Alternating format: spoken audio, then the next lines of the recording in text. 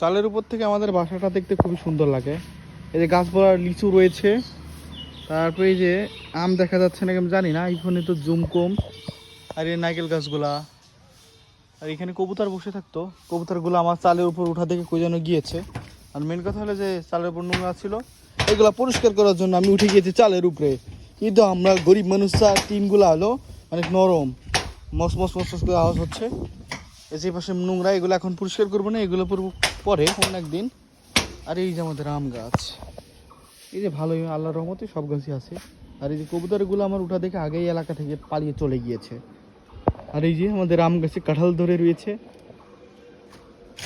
আর পানির ট্যাঙ্কিগুলোতে আমি দিয়ে রাখছি, আসলে ছাদ মাদ করার দরকার, এগুলো করা হয় না। এই যে চারপাশে, বাড়ির চারপাশে দিয়ে বাগান।